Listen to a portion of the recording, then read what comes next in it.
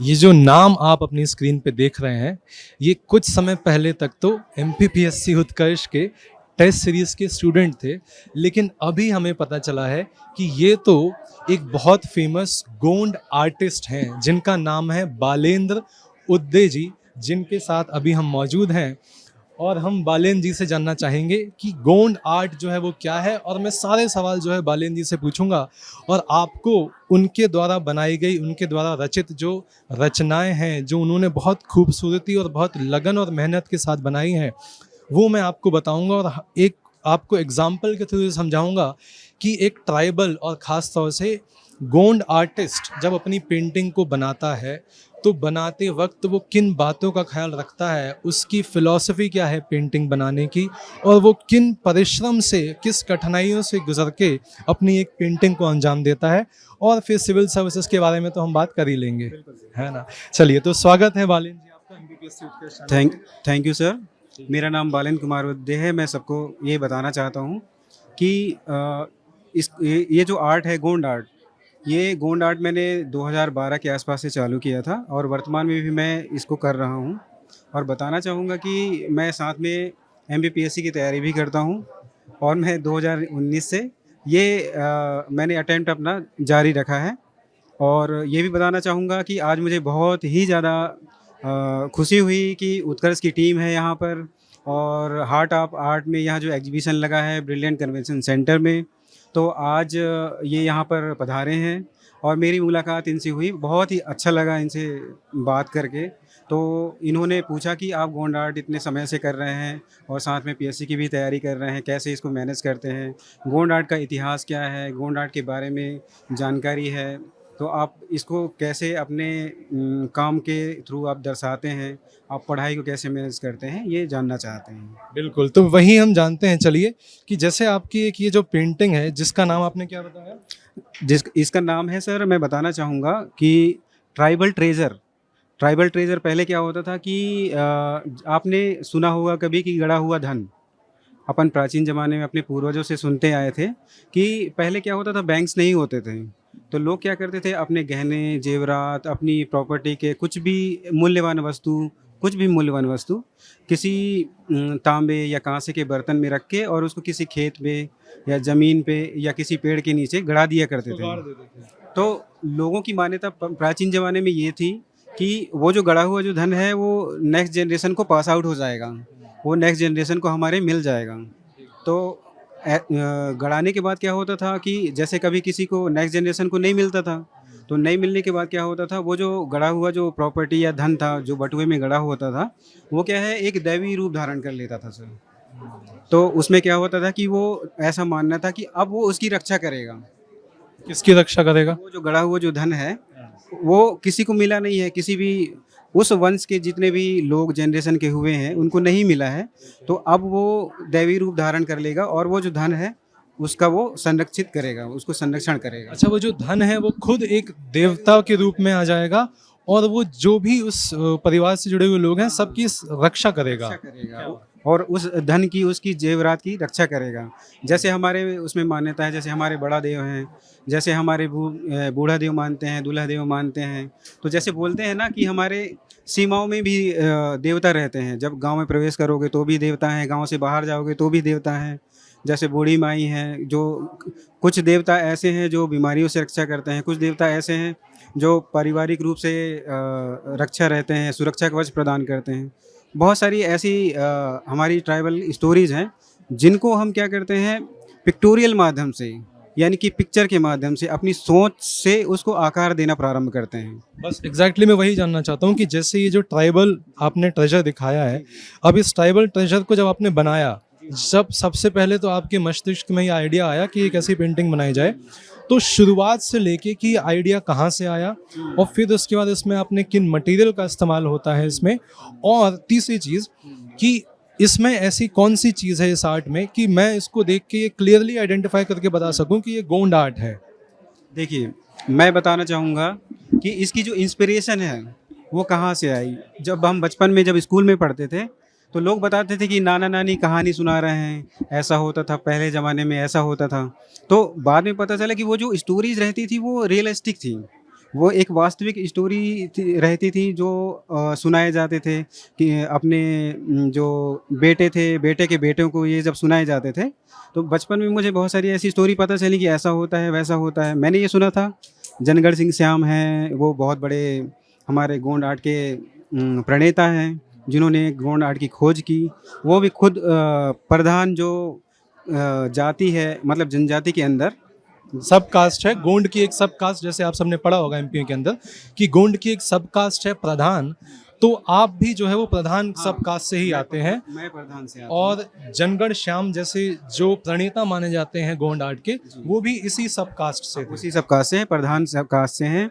1987 में, मतलब जैसे 1982 में आप सभी लोग जानते होंगे कि भारत भवन की स्थापना हुई। देखो प्री का फैक्ट है, याद कर लो, 1982 में भारत भवन की स्थापना हुई और उस स्थापना में एक नाम आता है, मैं बताना चाहूँगा कि जे स्वामीनाथन जी थे। जे स्वामीनाथन। याद कर लीजिए, पीएससी का एक फैक्ट है प्रीलिम्स का, जे स्वामीनाथन, 1982 भारत भवन भोपाल। ठीक है। आज का जो भारत भवन आप देख रहे हैं वो सिर्फ और सिर्फ जे स्वामीनाथन की वजह से देख रहे हैं। उन्होंने जो स्थापना की, पूरे देश के कलाकारों को उन्होंने इकट्ठा किया, उनको एक मंच प्रदान किया ताकि लोक कलाओं को आगे बढ़ाया जा सके।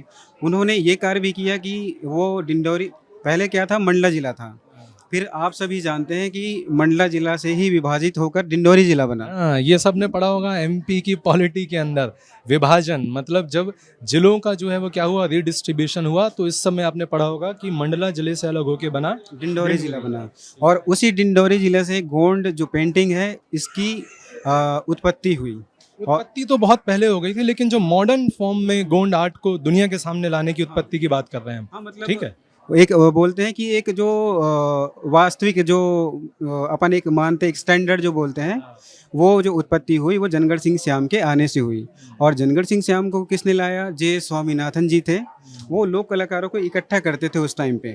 तो वो तो अगर जे स्वामीनाथन ना होते तो हमारे सामने जनगढ़ सिंह श्याम जैसे इतने बेहतरीन फनकार कलाकार शायद हमको पता न चल पाते। और आप आज जो आप मुझे देख रहे हैं, मैं भी शायद गोंड कलाकार नहीं होता। हाँ, मैं गोंड जो कला है उसकी खास बात बताना चाहता हूँ। हाँ, चलिए इससे शुरू करते हैं कि आपके पास इसमें इंस्पिरेशन क्या था और आपने मटेरियल जो है इसमें क्या इस्तेमाल होता है। और तीसरा सवाल मेरा ये है कि खास इसमें चीज़ें ऐसी जो हो जो इसमें क्लियरली आइडेंटिफाई कर पाऊँ मैं कि ये गोंड आर्ट है। सबसे पहले मैं बताना चाहूँगा कि जितने भी गोंड आर्टिस्ट होते हैं वो उनके जो डिज़ाइंस और पैटर्न्स हैं वो सेल्फ होते हैं। मतलब जैसे मैं डिज़ाइन कर रहा हूँ वैसे सामने वाला नहीं करता है। हो सकता है वो बर्ड्स वो भी बनाए और बर्ड्स मैं भी बनाऊँ, लेकिन उसके जो डिज़ाइन रहेंगे वो उसके रहेंगे और मेरे जो डिज़ाइन रहेंगे वो मेरे रहेंगे। इसी में एक चीज़ मैं बताना चाहता हूँ कि यही आप समझिए कि बड़ी खास बात है कि हाथ से किया गया जो भी काम है उसकी खास बात यही है कि मशीन के किए गए काम में आपको यूनिफॉर्मिटी दिखती है कि सारा काम एक जैसा है। लेकिन इस चीज़ का जो काम है, जो हैंडीक्राफ्ट है, सारे हैंडीक्राफ्ट, उसमें आपको जो आर्टिस्ट है उसका जो वर्ल्ड व्यू है, उसका जो परसेप्शन है, वो अपने चश्मे से जो दुनिया को देखता है और अपने आसपास की चीज़ों को देखता है, उसी का रिफ्लेक्शन आपको पेंटिंग में देखने को मिलेगा। इसी कॉन्टेक्स्ट में आपको मैं बताना चाहता हूँ कि रविंद्रनाथ टैगोर का ये कहना था कि अगर आपको खुदा से मिलना है, भगवान से मिलना है, तो खुदा और भगवान एक डिवाइन पेंटर है और उसके द्वारा की गई जो पेंटिंग्स हैं वो ये नदी, जंगल, पहाड़ हैं। तो अगर आपने नदी, जंगल, पहाड़ के आप जितना करीब जाएंगे उतना करीब ही आप खुदा के करीब जाएंगे। तो अगर आपको आर्टिस्ट को समझना है तो आप उसकी कला को समझिए। अब मैं बताना चाहूँगा, जैसे दीज डिज़ाइंस आर माइन, मतलब ये जो डिज़ाइन है आप देख पा रहे होंगे, ये जो छोटी छोटी जो डिज़ाइंस हैं मतलब एकदम कैप्चर्ड है एकदम बिल्कुल। तो ये डिज़ाइन मैं बताना चाहूँगा कि ये जो डिज़ाइन है ये बार्क से लिया गया है। जैसे आप देखते होंगे जब पेड़ जब काटते हैं तो ऊपर जो बार्क रहता है, तो बार्क का जो डिज़ाइन रहता है जो नेचुरल वाला रहता है, मतलब वहाँ से मैं इंस्पायर्ड हूँ, वहाँ से ये जो डिज़ाइंस है उसको मैंने अडॉप्ट किया है। क्या बात है, मतलब जो पेड़ की छाल है, जो बार्क है, वो आपका इंस्पिरेशन है। अब आप देखिए कितनी खूबसूरत और कितनी बारीक बात है कि जिस चीज़ को हम आम जीवन में, वैसे तो हम शहरों के जीवन में पेड़ों को भुला ही चुके हैं। अभी आप सबने देखा कि जो है पेड़ों के साथ हमने कितनी ज़्यादती की। हम पेड़ों को भुला ही चुके हैं, लेकिन एक ट्राइबल आदमी इतना जुड़ाव है उसका पर्यावरण के साथ कि वो जो पेड़ है, पेड़ की छाल से इंस्पिरेशन लेके पेंटिंग बना रहा है। बहुत अब मैं आगे बताना चाहूँगा, आप जो ये देख रहे होंगे, जो फ्लोरल पैटर्न जो मेरा देख रहे होंगे, ये मेरी आइडेंटिटी है, मेरी पहचान है। मतलब पूरे इंडिया में, इवन इंडिया से बाहर भी अगर इस तरह की जो पेंटिंग देख रहे हैं आप, तो आप समझ जाएंगे कि ये मैंने बनाया है। इस तरह का जो फ्लोरल डिज़ाइन है वो गोंड आर्ट में अभी कोई नहीं करता है। जैसे मैं बताना चाहूँगा कि लिटरेचर में अगर हर कोई सिर्फ प्रेमचंद को ही पढ़ेगा, हर कोई अगर प्रेमचंद को पढ़ेगा तो फिर चेतन भगत को कौन पढ़ेगा? क्या बात है, बहुत बढ़िया। ये आप कंपैरिजन देखिए, है ना, इस कंपैरिजन में, इस लाइन में बहुत गहरा रहस्य छुपा है। चेतन भगत और Premchand, we are not judging the literature of these two people, लेकिन ये एक छोटा सा सेंटेंस जो है अपने आप में बहुत गहरा मतलब जो है वो लेके चला है। तो मैं आपको बता दूं कि अगर आप जब भी गोंड आर्ट में फ्लोरल प्रिंट देखेंगे तो आप ये इस आर्टिस्ट का नाम हमेशा याद रखेंगे, जिनका नाम है भालेंद्र उदय। बालेंद्र उदय है। मैं बताना चाहूँगा, ये जो डिज़ाइन है, जैसा कि मैंने प्रीवियस में बताया था कि ये जो स्टेम वाला जो है, मैंने बार्क से ही इंस्पायर्ड होके इसको बनाया है। उसी प्रकार से जो फ्लोरल है, हमारे तरफ एक फल होता है, और फल कहाँ होता है? नॉर्मली आपने सुना होगा कि तने के ऊपर होता है, मतलब अपर साइड ही होता है, लेकिन ये जो फल होता है वो जड़ों में होता है। अच्छा, ये कौन सा पेड़ है जिसका फल जड़ों में होता ये है? मैं बताना चाहूँगा, इसको बोलते हैं हमारे तरफ घुई बोलते हैं। घुई। घुई बोलते हैं, भुई। घुई घुई बोलते हैं। जैसे आलू होता है ना, जैसे ज़मीन के अंदर होता है, एकदम मल्टीपल होता है, एक आलू लगा दो तो मल्टीपल आलू होते हैं, उसी प्रकार से घुई बहुत छोटा होता है। जैसे आज के डेट में जामुन समझ लो, तो जामुन थोड़ा सा थोड़ा लंबा रहता है, लेकिन जो एक घुई रहता है वो सर्कुलर रहता है, गोल गोल रहता है। हाँ, जैसे आप मशरूम जानते हैं, तो मशरूम से भी और छोटा छोटा छोटा होता है घुई नाम का। मेरे ख्याल से ये पौष्टिक होता होगा काफी। पौष्टिक, बहुत ज़्यादा पौष्टिक होता है और बहुत रेयर भी है। ये बाज़ारों में अधिकतर नहीं पाया जाता है, लोग इसके बारे में नहीं जानते हैं। अभी मिलता है ये आपके एरिया में? बताना चाहूँगा कि ये जो होता है, मैं अपने मोबाइल में लिख के और सेव करके रखा हूँ। ये जो महीना होता है, मैं बताना चाहूँगा, जुलाई से जो अगस्त का जो महीना होता है, उसी के दौरान घुई के जो फल है वो देखने के लिए मिलते हैं।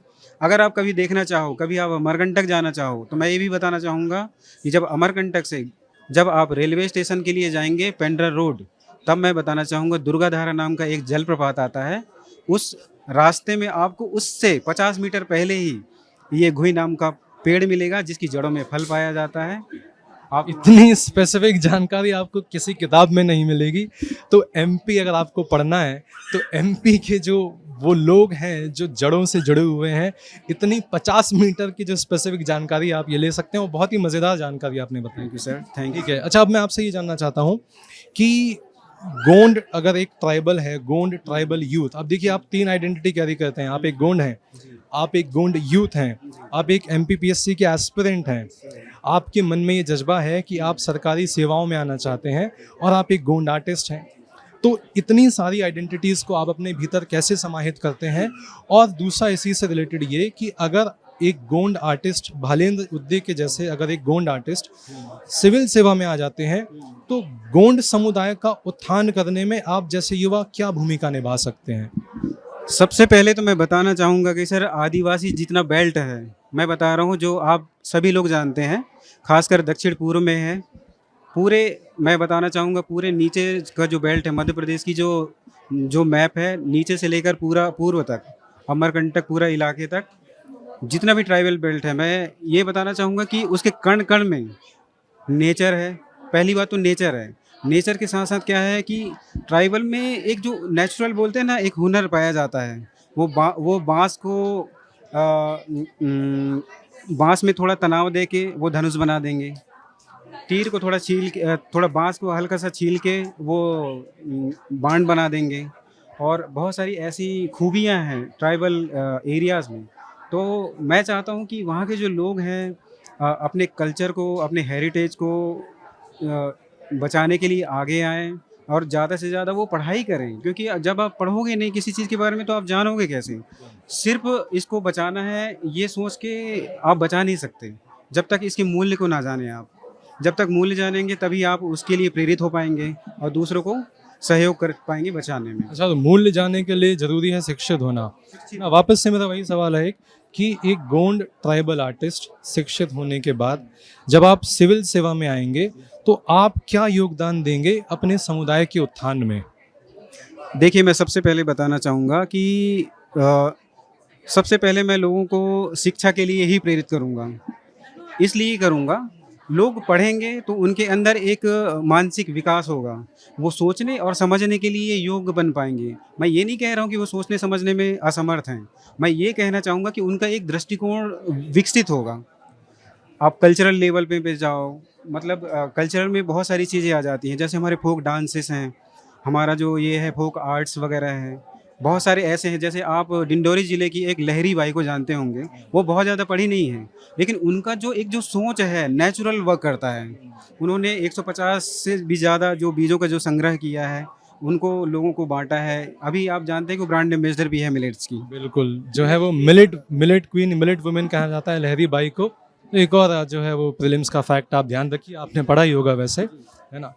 तो भालिन जी, मुझे ये बताएं कि जो एक गोंड आर्टिस्ट है या फिर गोंड समुदाय में होने के कारण आपने ऐसी कौन सी चीज़ें देखी हैं जो आपको लगता है कि ट्राइबल समाज में जो मुख्य धारा का समाज है उससे कई बेहतर जो है वो चीज़ें हैं जो ट्राइबल समाज का हिस्सा हैं, और जिनको अगर मुख्य धारा का समाज अपनाएगा तो हम as a complete, as a society, as a समाज हम आगे बढ़ सकते हैं?